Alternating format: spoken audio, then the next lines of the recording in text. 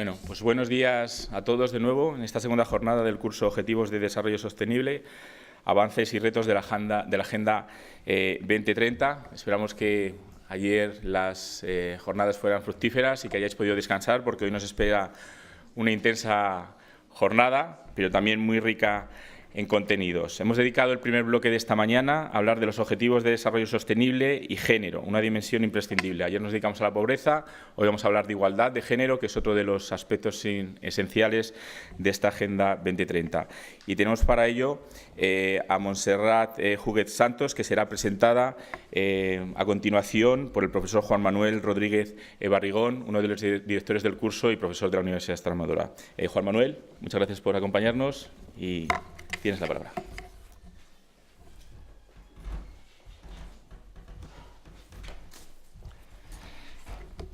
Bien, buenos días.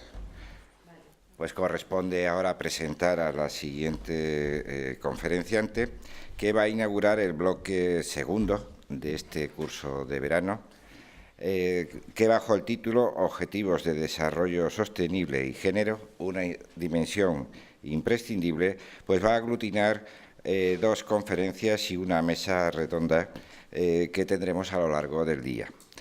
El título de la conferencia es Internacionalismo y ecofeminismo, realidades para la Agenda de 2030, y es una conferencia que va a ser dictada por doña Montserrat Huguet Santos. La profesora es doctora en Historia Contemporánea, Historia de las Relaciones Internacionales, y es profesora titular en la Universidad de Carlos III de Madrid, aunque está acreditada como catedrática. Es la directora del Instituto de Estudios Internacionales y Europeos Francisco de Vitoria de esta Universidad Carlos III y autora de numerosos textos publicados bajo diferentes formatos académicos. Ha participado en congresos y workshops internacionales y españoles, con aportaciones con ponencias y artículos de variada temática. Ha sido investigadora visitante en la London School of Economics en Londres, y entre sus últimos libros publicados figura Historia de la Guerra de la Revolución Americana, Icono del futuro, de lo moderno en el mundo contemporáneo, El año de la amapola, todos ellos en el año 2017, y en el año 2016 Estados Unidos en secesión de la comunidad de americanos a la sociedad estadounidense, o la historia de la Guerra Civil Americana. Esta presentación breve pues tiene que servirme para cerrar un capítulo de agradecimiento a la profesora por estar entre nosotros y cederle sin más la palabra. Muchas gracias, profesor. Muchas gracias. Bueno, pues buenos días a todos, a todas, como se dice ahora, a todos. Yo voy a utilizar el genérico, me gusta más. Bueno, yo ya soy anárquica, así cuando hablamos de género y tal, pues a la hora que se lleva lo de todos y todas, pues yo digo todos y ya está. Y me quedo tan contenta. Entonces, bueno, muchísimas gracias a la organización, a la fundación, por permitirme compartir este ratito y toda la mañana, que voy a estar aquí escuchando y compartiendo también con mis compañeros sobre estos temas que, desde luego, personalmente a mí me interesan mucho. En la presentación que ha hecho el profesor, bueno, pues habéis visto que no aparece nada que tenga que ver con ODS ni con este tipo de cuestiones que nos traen hoy aquí. Sin embargo, los historiadores, como es mi caso, estamos siempre haciendo catas hacia el futuro, catas hacia el pasado, estamos moviéndonos por el tiempo, reflexionando muchas veces el presente en una clave que tiene en consideración líneas de trabajo del pasado, y este es un poquito el enfoque que yo voy a traer hoy a esta sesión. Internacionalismo y ecofeminismo. Bien, la idea de mi reflexión, la idea que yo voy a plantear, nos va a llevar del presente al pasado y nos va a volver a traer al presente. Vamos a partir de ese objetivo dentro de los distintos marcos de organización internacional que habla de la importancia que tiene la energía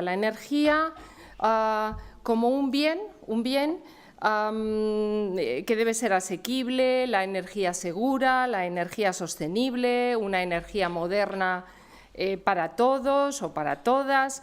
Y ese objetivo para 2030 que implica garantizar el acceso universal a los servicios de energía. Y esta idea o este principio, como queramos decir, voy a intentar cruzarlo con la función que tienen las mujeres en el presente, pero sobre todo la tradición de las mujeres en la relación dentro de las sociedades, dentro de los grupos humanos con la energía. Esa sería un poquito la idea. Bien, yo parto de una idea muy sencilla. A ver si esto sé yo cómo va. Eso es. Parto de una idea muy sencilla y es que, de alguna manera, en los hogares, a lo largo del tiempo, en la humanidad, en los hogares la energía ha sido una cuestión básicamente regulada, manejada por las mujeres. Las mujeres suelen ser, en la vida, en la historia, responsables de gestionar la energía. Tanto si hablamos de energías clásicas, tradicionales, los hogares de leña, los hogares de carbón, los combustibles biológicos que se pueden utilizar, como de energías pues, más modernas, más de la contemporaneidad. Está claro que las mujeres en muchas sociedades del mundo hoy pues pasan horas y pasan una buena parte del día pues, recogiendo combustible, bien sea para cocinar, para calentar los hogares, para iluminar la casa. Todo esto conlleva una responsabilidad, pero también conlleva gran cantidad de peligros. Muchas veces las mujeres se exponen a peligros que están relacionados con el control o la gestión de la energía en los hogares. Responsabilidad, peligros, nos vamos acercando ya a los temas de género. Ellas, en muchos casos, son las que tienen que eliminar barreras para acceder a ese bien básico de las sociedades. Y en ese campo, en ese esfuerzo, perdón, a ver si me...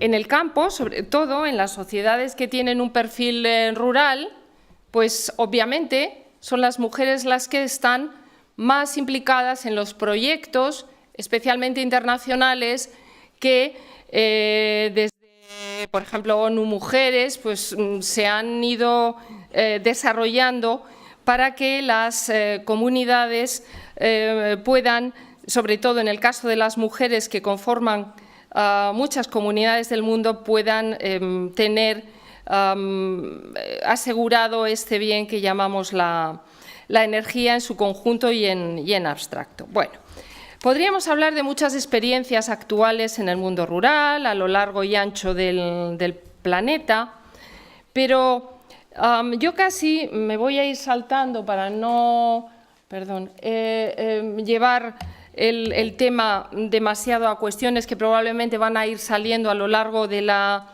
mañana.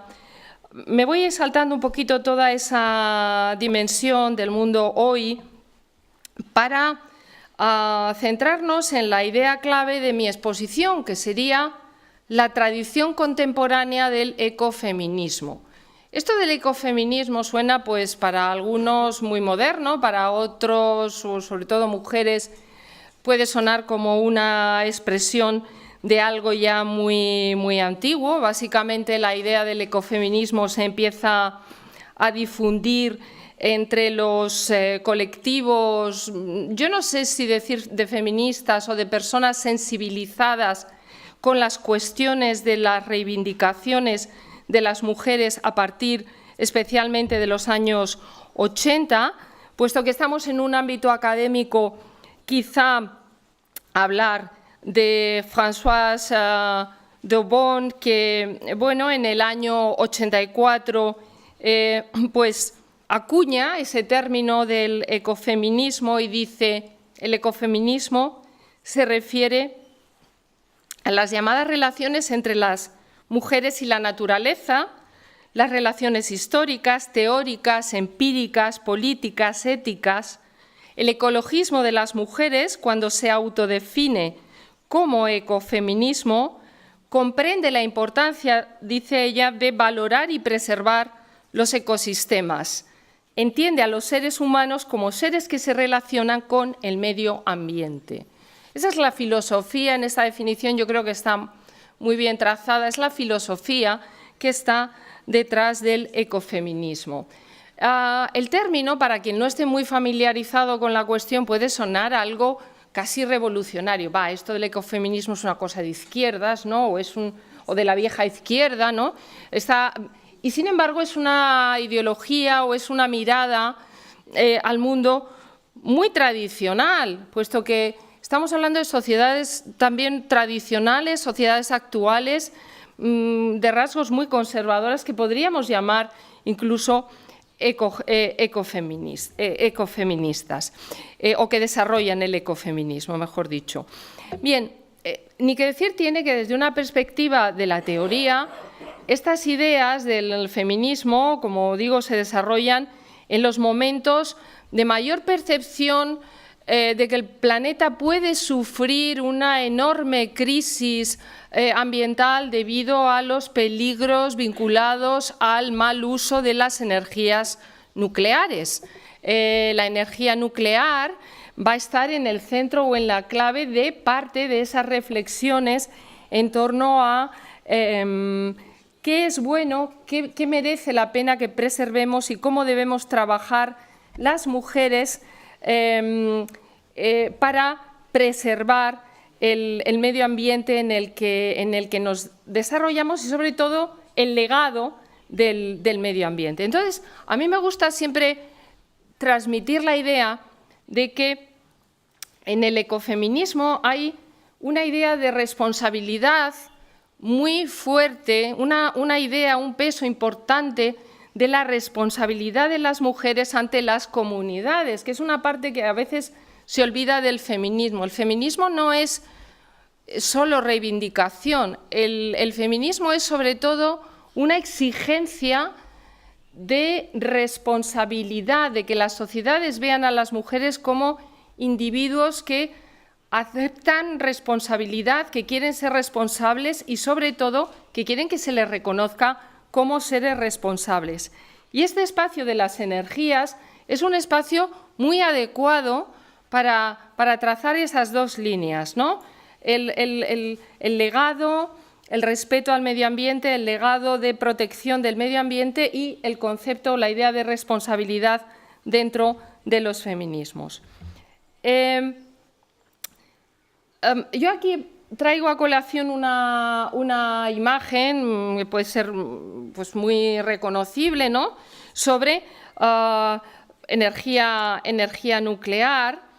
A partir de los años 70, 80, como bien sabéis muchos de vosotros, las mujeres y sobre todo las mujeres como parte de la sociedad occidental se preocupan enormemente por el mal uso y el mal desarrollo de esas energías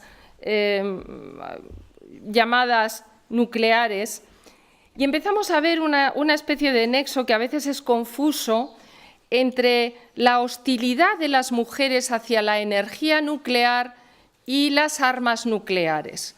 Los movimientos de mujeres en relación con estas temáticas a veces no distinguen muy bien entre lo que es en sí mismo el desarrollo del arma nuclear con el desarrollo de la energía nuclear. Las mujeres se introducen, se meten en redes de protesta contra la energía nuclear en las que la demanda de preservación del medio ambiente es hostil tanto al establecimiento de espacios, ahora veremos algún ejemplo, donde se instalan cabezas nucleares, o estamos hablando donde no hay desarrollo de este tipo de armamento, bueno, pues esencialmente energía o plantas nucleares. Bien, una de las, por si a alguien le interesa estos temas, una de las académicas que mejor ha estudiado estas cuestiones es Cynthia Cockburn, que ha trabajado pues realmente muy bien toda esta perspectiva de la protección de las mujeres hacia el medio ambiente en relación a su mirada feminista. Bien, por resumir, la tradición de la hostilidad de las mujeres hacia la energía nuclear que podemos ubicar en los años 70 o a partir de los años 70 es incluso anterior. Tras la Segunda Guerra Mundial se genera una organización que en español sería algo así como mujeres mujeres relacionadas con el nuclear free, o sea, no nuclearización, y en relación al ámbito del Pacífico, que es donde se hacen las pruebas nucleares y la independencia o un Pacífico libre de nuclearización. Y esas mujeres, bueno, pues siempre están un poquito en la cabecera de todo este proceso que se va a desarrollar específicamente en los años 70. Pero ya centrándonos en el año 70, lo que vamos a encontrar son ejemplos de activismos, de no violencia, mujeres y ecofeminismo. Por ejemplo, el movimiento antiatómico alemán en Wil, entre el año 1974 y el año 1976, el importantísimo movimiento de Greenham Common en Reino Unido. En Estados Unidos me pararé también un minutillo a hablar de los grupos de Avalon y de Mothers for Peace, por ejemplo. Es un movimiento muy interesante. Pero antes de entrar en los detalles de cada uno de estos movimientos, quizá poner de relieve o poner de manifiesto que en todos estos movimientos de mujeres lo que vemos es, uno, el punto de atención sobre el medio ambiente. El medio ambiente ellas lo definen como un espacio, como un sujeto histórico, y además hablan de la historia, del legado, de la protección, etcétera. Un sujeto que es zaherido, que es atacado y que necesita protección, que debe ser digno de protección para el bienestar de los seres humanos. Y aquí hay una cosa muy interesante, y luego mencionaré por qué, de momento lo dejo ahí, y es el comportamiento maternal de las mujeres, ¿no? Las mujeres son casi las madres que protegen la herencia, protegen a sus hijos, protegen el legado, y en ese sentido se manifiestan, hacen cordones hostiles al establecimiento de plantas nucleares y de bases militares con cabezas nucleares y situaciones de esta naturaleza. Un segundo elemento clave en todos estos movimientos, Pine Gap, por ejemplo, me viene ahora a la cabeza en Australia, es que las mujeres comienzan a tener en este campo una organización que se centra en hábitos de solidaridad, lo que hoy en día llamaríamos sororidad, ¿no? Un ámbito de solidaridad contra las acciones de los gobernantes. Da lo mismo que esos gobernantes sean de izquierdas, de derechas, sean progresistas, conservadores, aquí no hay diferencia. Las mujeres generan redes de autoprotección y redes de solidaridad contra decisiones gubernamentales. Van a desarrollar también las formas del activismo pacífico, herederas de los movimientos, sobre todo en países anglosajones, en los años desde los años 50, en los Estados Unidos 60 sobre todo, y casi lo más importante y lo que era la segunda línea de mi intervención, hablábamos de ecofeminismo e internacionalización. Los movimientos se internacionalizan. Yo creo que esto es clave porque, y casi menciono esto como un punto central de la intervención, y es que hay un movimiento transnacional que casi no se estudia en los libros que hablan de la fundación, de la creación, del desarrollo de la sociedad internacional en el siglo XX. En el siglo XX, cuando se habla de internacionalización, estamos hablando de conflicto, de cooperación, estamos hablando de leyes, de normas, etcétera, y no estamos teniendo en cuenta la creación de redes transnacionales para objetivos de protección, como puede ser este en concreto, del uso adecuado de las energías, y no estamos teniendo en cuenta a las mujeres como sujeto histórico de internacionalización. Y esto yo creo que es un gran reto, por lo menos a cubrir o a superar en muchos de los manuales o de textos al uso. Voy a mencionar casi dos ideas a propósito de Greenham Common en Reino Unido y de Mothers for Peace en California, ¿no? Está también el movimiento muy interesante, no sé si hay alguien italiano aquí en la sala, de Comiso en Italia, en Sicilia, también otro movimiento paralelo a estos que voy a mencionar.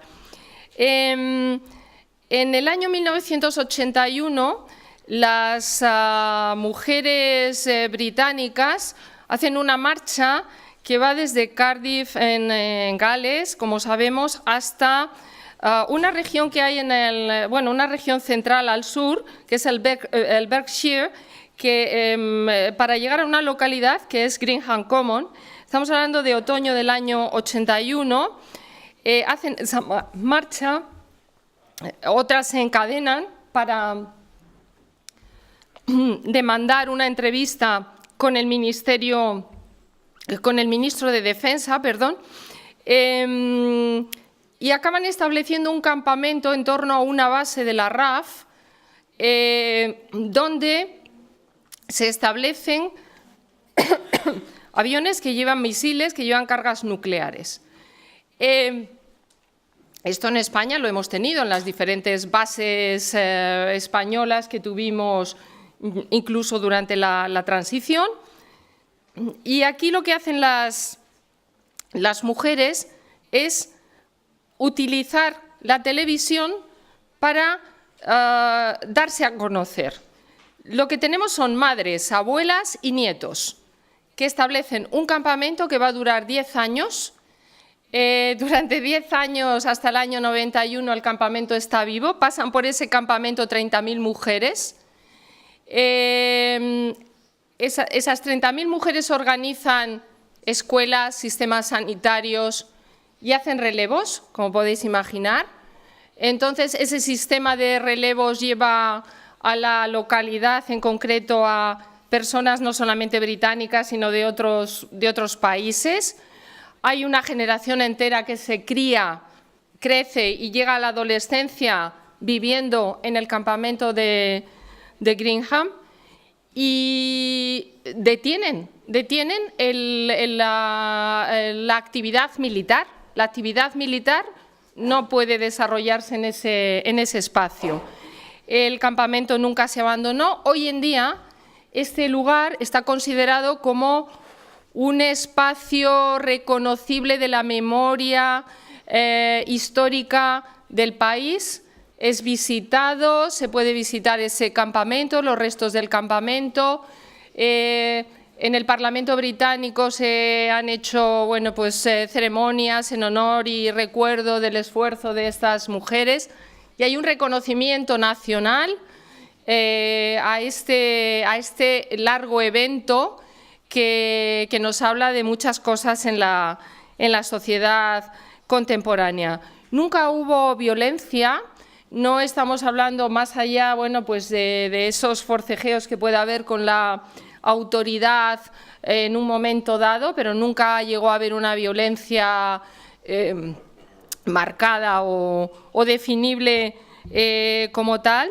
Y lo más interesante casi es esta idea de cómo una sociedad, en este caso la británica, ha hecho de esta cuestión un elemento de patrimonio cultural inmaterial y así lo mantiene dentro de la historia que se enseña a los niños en las escuelas, por ejemplo.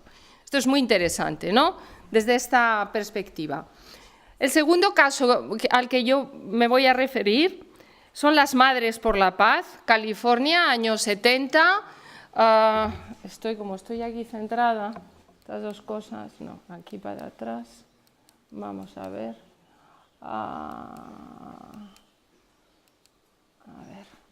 California, años 70, la bahía de Diablo Canyon y el establecimiento de una planta nuclear en esa región, en la bahía de San Francisco. Claro, si hablamos en torno al año 1977, de lo que estamos hablando es de un conjunto de eventos que tienen lugar en Estados Unidos que llevan a buena parte de la población a estar en contra de la energía nuclear. Por ejemplo, el accidente de Three Mile Island, ¿no?, que es un accidente nuclear muy grave, muy importante. La proyección de la película El síndrome de China, que es una película que lleva a plantear la crisis que puede sufrir el planeta a partir de una fusión nuclear y los efectos de la radioactividad, cuáles serían esos efectos. Y hay una sensibilidad muy marcada en torno a esta cuestión. Como veis, aquí aparece la líder, los más jóvenes ni la conoceréis, ¿no? Los mayores sabemos que es Jane Fonda, una activista, digo porque, no sé, tengo alumnos de vuestra edad y no conocen a Jane Fonda. A ver, por eso la traigo aquí. Todo esto se mezcla obviamente con las protestas en torno a la crisis de Vietnam y demás. Es decir, que es un clima muy favorable a la aparición, y yo ahí es donde me voy a centrar, no en Jane Fonda, a la aparición de las Madres por la Paz, que van a mantener, en este caso, acciones de protesta para parar el desarrollo de plantas nucleares en la bahía de San Francisco. No voy a decir durante 10 años, porque voy a decir durante 40 años. Mothers for Peace sigue funcionando como una asociación, ha paralizado el desarrollo de más plantas nucleares, no se ha cerrado Diablo Canyon, pero la planta de Diablo Canyon, gracias a las acciones de Mothers for Peace, Avalon, el Sierra Club, que son otros organismos, pues se va a cerrar en el año 2024. La lucha comienza en los años 70. Estamos hablando, por lo tanto, de una herencia cultural de madres, de hijas, de nietas, en torno a esta cuestión. Bueno, por ir avanzando y prácticamente cerrando, podría hablar del caso español, pero casi, si queréis, lo dejamos para luego, para la sesión de debate, y así no me extiendo demasiado en el tiempo. Aquí tenemos el logo de Mothers for Peace. Aquí tenemos otro par de actores de la época Fijaros otra vez en el tema de los niños, la energía saludable, etcétera, etcétera.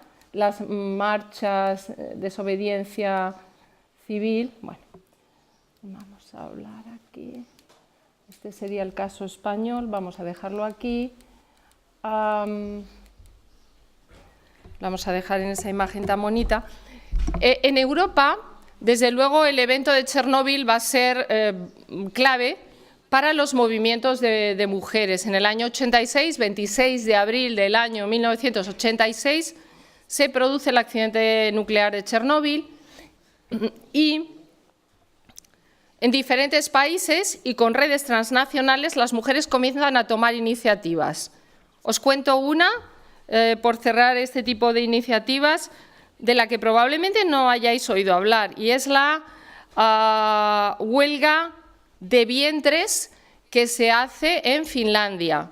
Huelga de vientres en junio del año 1986, implica a 4.000 mujeres finlandesas que hacen una campaña bajo el lema "Ningún niño para desecho atómico" y plantean al gobierno que no piensan quedarse embarazadas, ellas no van a tener niños de ninguna manera hasta que no cese la utilización de reactores de tipo nuclear, ¿no? Y entonces se plantan, es lo que llaman ellas una huelga de vientres, dan razones de tipo emotiva, razones científicas, hacen balance de cuál es la natalidad en Finlandia, etcétera.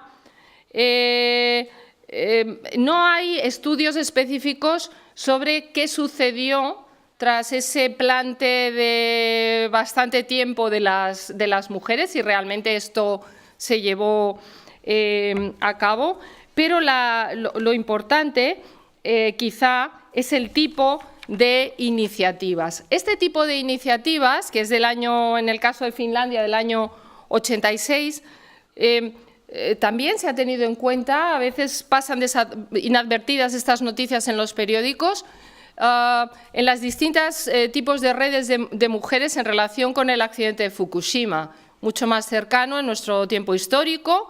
Entre el 11 y el 12 hay un activismo brutal de las mujeres en Japón, ayudadas también por las organizaciones internacionales, para presionar a los gobiernos, por ejemplo, en el cambio de políticas, para que los gobiernos no rebajen los índices que se utilizan para medir la exposición nuclear y ver cómo eso afecta a las madres, a las embarazadas, a los lactantes.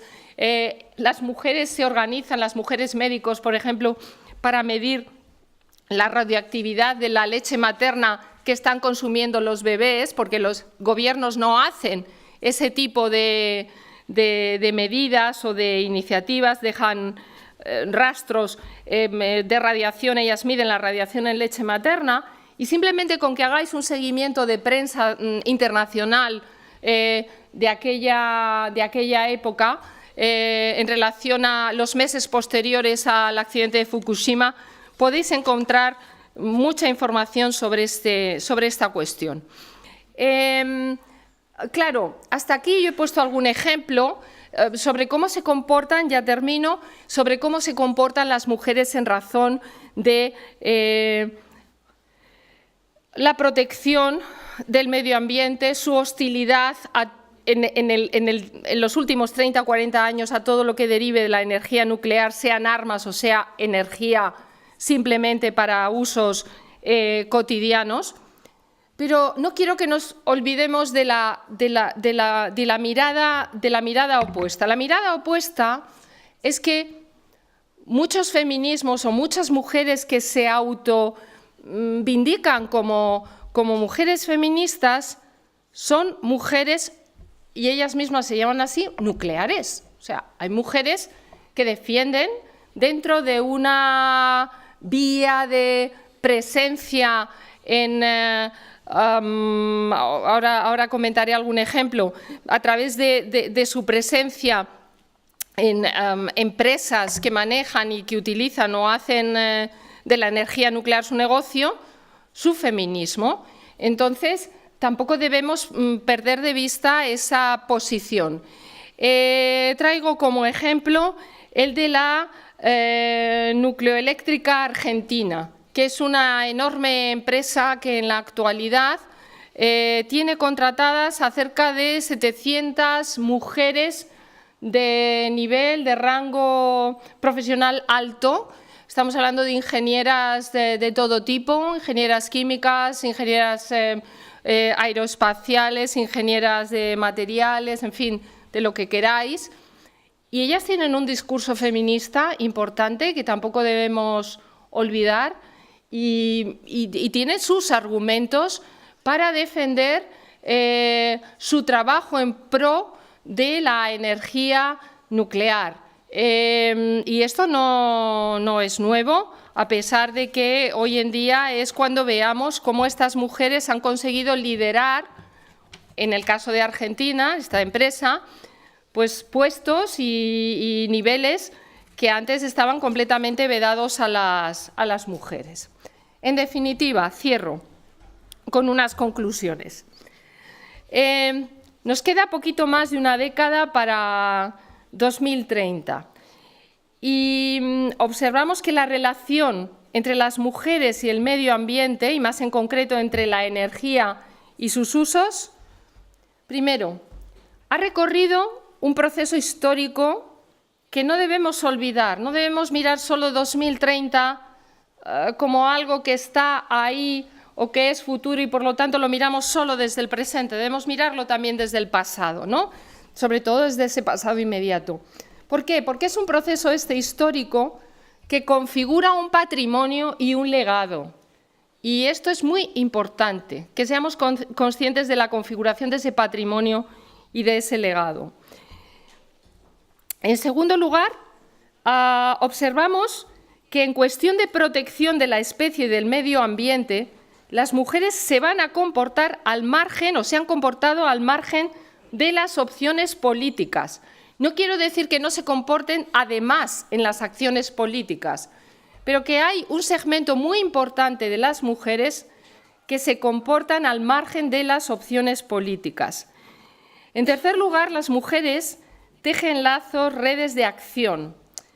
En cuarto término, inventan formas de llamar la atención sobre los peligros que ellas creen acechan a la humanidad.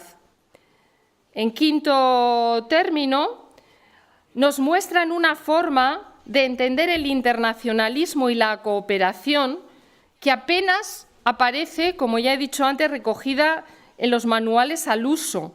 ¿Por qué? Porque no está normativizada. No hay reglas, no hay normas, no hay base jurídica de todo esto que estamos comentando. En sexto lugar, Occidente ya mostró el camino del ecofeminismo en los años 80, pero no solamente Occidente, porque realmente es el mundo rural, en las áreas más desfavorecidas del planeta, el que hoy tiene, con las iniciativas, sobre todo de tipo local, mayor peso en este conjunto de tareas, mayor protagonismo real. Bien, es obvio que los ritmos son distintos. Hoy, nosotras, las mujeres ricas, reciclamos materiales, ¿no? Tenemos ya, estoy terminando, tenemos la bolsita en la cocina de los tapones, nos compramos ropa usada para no consumir, reciclamos y observamos la necesidad de no despilfarrar. Pero son las mujeres pobres del planeta las que están inventando cacharros, artefactos para que la energía llegue a sus casas. Y esto es muy importante. Aquí hay un potencial de talento del que deberíamos aprender, deberíamos recoger. Y por último, pues tampoco en temas del feminismo, que es un poco el tema de la mañana, no debemos o no podemos olvidar que las mujeres, como los hombres, pues somos seres diversos, que demostramos nuestras capacidades participando en diversas iniciativas y, bueno, pues que en ese sentido quizá nada está dicho definitivamente, no hay teorías que cierren lo que es la praxis de ese ecofeminismo. Y yo casi lo dejo aquí para no extenderme más allá del tiempo que la organización me da. Pues muchas gracias, muy amables. Gracias. Casi vamos a... Vamos bien, ¿eh? Muchas gracias, profesora. Sí, yo no sé si... Quizá... Sí. Bien, muchas gracias, profesora. Disponemos de unos minutos, pocos, para hacer alguna consideración, reflexión. Tenemos ya a alguien que quiere preguntar. Identifíquese si puede. Bueno, me ha entendido, ¿no? Bueno, buenos días, soy José. Ya está. Y bueno, tengo dos preguntas. Bueno, vengo de Madrid, pero soy de Cáceres. Exactamente. Y la primera pregunta es, ¿hay algún estudio sociológico o algún documento bibliográfico que usted pueda aportarnos sobre el impacto que tuvo todo este espacio de Greenham en la generación que se creó sobre este modelo? Sí, hay mucha bibliografía. Luego, si quieres, lo vemos Sí, más en concreto cuando... Por mí, sí, estupendo, hay la mucha verdad. bibliografía. De hecho, por ejemplo... Perdón. Así, sin más. Vale, perdón. No estoy acostumbrada yo al micrófono. De hecho, por ejemplo, no solamente hay mucha bibliografía, sino que la documentación concreta de todo el campamento se puede ver en algunas bibliotecas. En concreto hay una, la Biblioteca de Mujeres de Reino Unido. Está ahora radicada en London School of Economics y entonces, aunque te hagas la tarjetita de la biblioteca, si la consigues puedes acceder a esa biblioteca y puedes ver pues todo el material que se utilizaba en las campañas. Es muy interesante. Y las, ¿cómo se dice esto? Las publicaciones periódicas, porque todos estos movimientos generan sus periódicos. Por ejemplo, el movimiento de Avalon, el movimiento de Comiso, tiene muchísima publicística. Sí, pero vamos, sobre bibliografía, si quieres luego más tranquilamente, más que nada porque ahora no tengo aquí las notas, hablamos luego. Y luego era otra pregunta también que quería hacer yo. ¿Usted cree que la asimilación de las ideas feministas en nuestras sociedades conlleva un debilitamiento de esta relación tan especial que en su ponencia ha resaltado de la mujer con la naturaleza y especialmente con la energía? O si, por tanto, lleva a fortalecer esta relación tradicional de responsabilidad con la comunidad y... Bueno, yo, a ver, tampoco soy yo muy experta en las teorías del feminismo, ¿no? En el sentido de que, como tal, yo nunca me he preocupado demasiado por entender el feminismo como un objeto así de estudio, nada de esto, ¿no? Te explico esto en relación a lo que preguntas por lo que voy a decir ahora. A mí lo que me ha interesado, sobre todo en los últimos años, es sobre todo ver qué pasa en la historia cuando se incorpora otro sujeto a la narración. O sea, ¿qué pasa? Yo he hecho toda mi vida historia de relaciones internacionales, pero de pronto, ¿qué pasa cuando tú cuentas la vida internacional del siglo XX en una clave distinta a la que siempre aparece en los libros?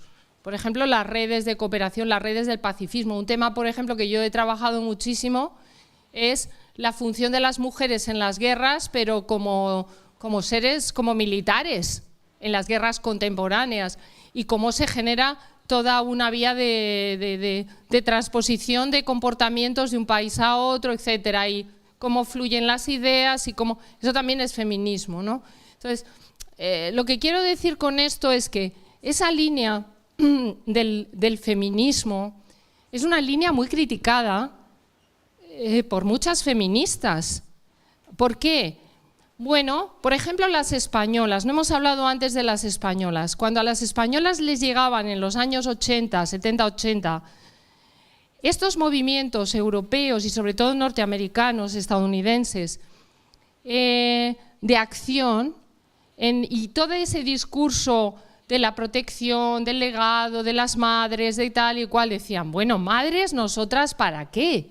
Llevamos toda la vida comportándonos como mujeres madres, madres de hijos, madres de padres, madres de hermanos, y estamos hasta las narices. Nosotras lo que queremos es ser acción política dentro de los partidos políticos. Entonces, todas esas líneas no se incorporan a la vía española de la protección del medio ambiente hasta mucho más tarde, en que se supera esa incorporación de las mujeres primero a la vida política.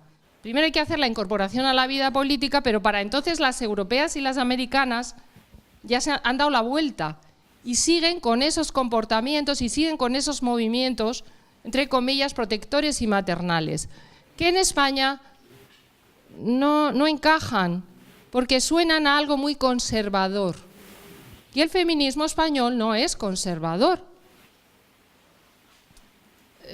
Por lo tanto, esto es un poco complicado. Yo, cuando hablo de estas cosas con los estudiantes en mis clases, sobre todo en las de periodismo, les pongo el ejemplo de las mujeres que en los años 50, ante el peligro de la energía nuclear cerca de las ciudades donde ellas vivían en los Estados Unidos, allá por finales de los 50, amas de casa que se dedicaban a criar a sus niños y ya está, que no trabajaban fuera de casa, se juntaban a las 12 de la mañana, tocaba la campana prácticamente y salían a las calles con sus pancartitas y los niños de la mano a protestar.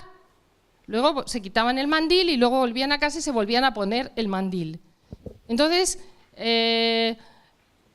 generaban una actividad que hoy en día consideraríamos bueno, pues propia de mujeres, pero que no tiene nada que ver con lo que quizá demasiado simplistamente hemos entendido como los movimientos de mujeres en el espacio, sobre todo en el caso de España, ¿no?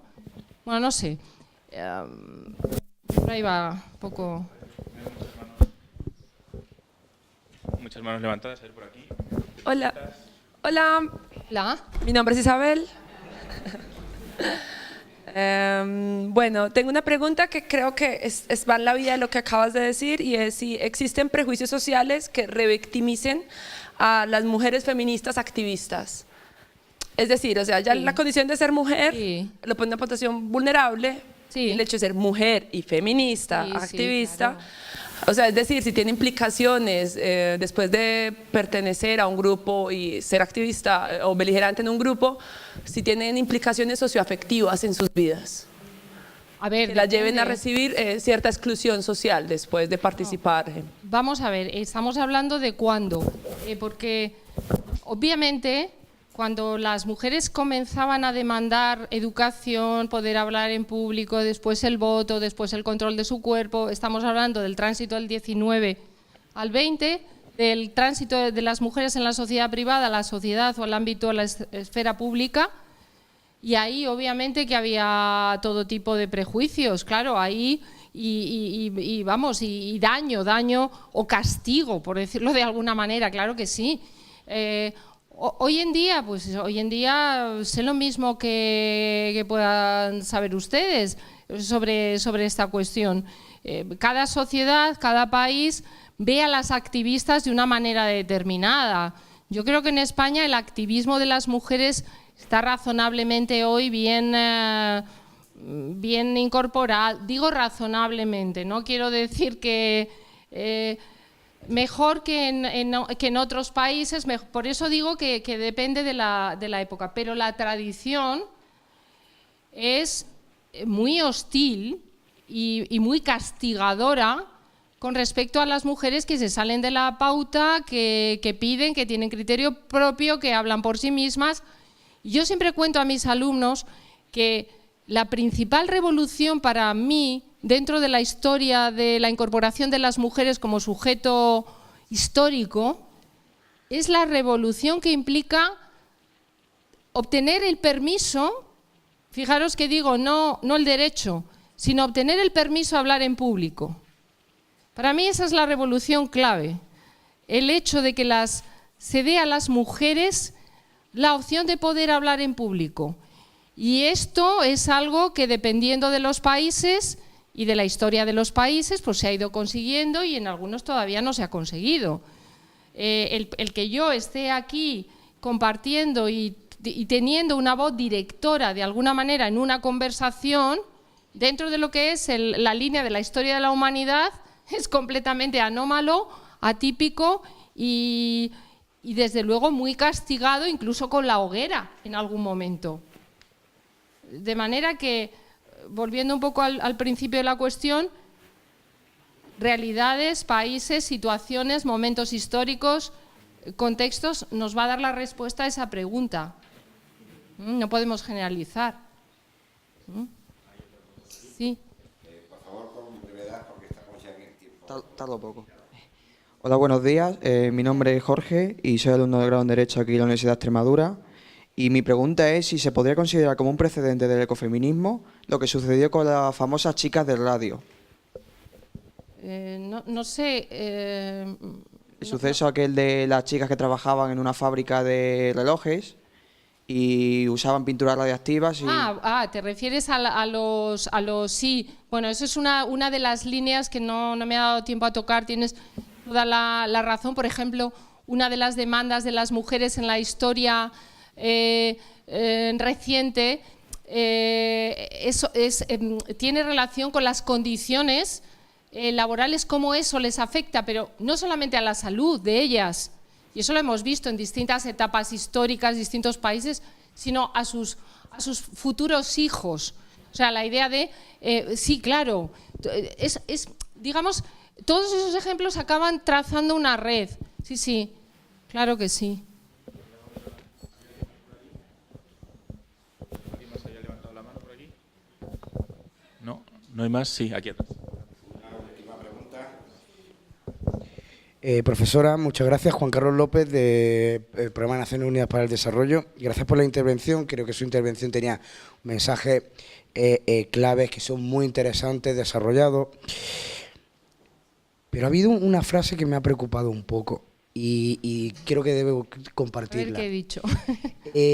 Porque estuvimos ayer reflexionando sobre pobreza y en el momento que hay un enfoque en el que usted se dirige y dice mujer rica y mujer pobre, Sí. me rompe todos los esquemas. Ya. El diálogo de ayer. Sí, yo misma me contradigo con lo que decíamos ayer, pero bueno, he intentado, casi es una metáfora, no he utilizado los términos de una manera políticamente correcta, también lo he hecho un poquito adrede, pero sí, lo que yo un poquito quería transmitir es sencillamente lo que todos sabemos, ¿no? El distinto nivel, el distinto ámbito de preocupación en el que estamos, aquellas personas, en este caso mujeres, cuya antes lo hablaba con Rosa, ¿no? O sea, ¿cómo puedo hacer yo para que el año que viene aquí no tiremos botellas de estas? Voy a hacer que cada alumno se traiga una botella reciclable para tal.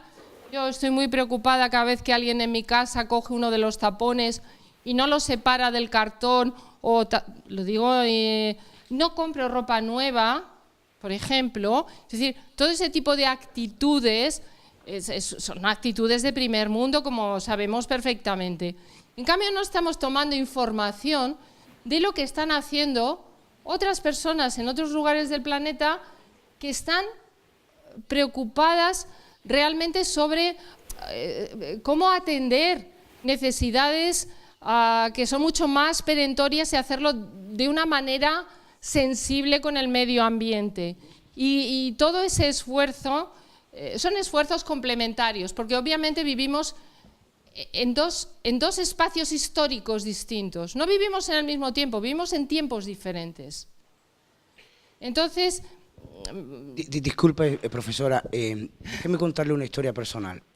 He estado en el campo en diferentes países y contextos durante 13 años y aquello que a usted se refiere que es sur, a mí me ha enseñado mucho en materia de medio ambiente, de equidad, de valores y de derechos. Y me ha enseñado mucho. Y le hablo de una historia personal. Entonces quiero romper ese enfoque que nos diferencia, que nos hace establecer límites y nos hace establecer enfoques verticales, porque yo creo que el ser humano va mucho más allá de todo eso. Claro, no, si yo creo que probablemente me he expresado mal, es que yo es un poquito lo que quería decir. Afortunadamente en tu caso, tú has tenido esas experiencias. Quienes no hemos tenido esas experiencias porque vivimos en un mundo distinto, yo no he viajado tanto ni he podido convivir con todos estos grupos humanos y sociedades. Lo que yo quiero es transmitir la idea de ser consciente precisamente de eso, de esa idea, de que tengo que abrir más mi mente, pues por ejemplo, a aprender cómo se están haciendo las cosas en otras sociedades. Yo intentaba ridiculizar un poco esa idea de cómo entendemos nosotros la protección del medio ambiente, desde el perfil de los ricos, ¿no? De los que... Del perfil de una persona en un contexto. Desde el perfil de una persona en un contexto determinado. Pero bueno, sí. Que es el mío, obviamente. Mi mirada es mi perfil, evidentemente. Gracias. ¿Promete usted que va a ser muy breve? Muy breve, lo que no sé si va a ser polémico. Al hilo de lo que decía él, que yo la he entendido a la profesora perfectamente porque era dentro de un contexto lo que estaba diciendo de mujeres ricas, mujeres pobres, más grave, si descontextualizamos lo que estaba diciendo, es que la mujer es la que selecciona y tira la basura. ¿Perdón? La mujer es la que tiene que seleccionar y tirar la basura. Claro, que no seamos tan puntillosos con las intervenciones. Bueno, no siempre, ¿eh? No es por tener la última palabra, pero no siempre. Yo he puesto un ejemplo por generalizar y quizá no era el más adecuado, porque se trata un poco de que todos seamos conscientes. Gracias. Muy bien, pues muchas gracias, profesora.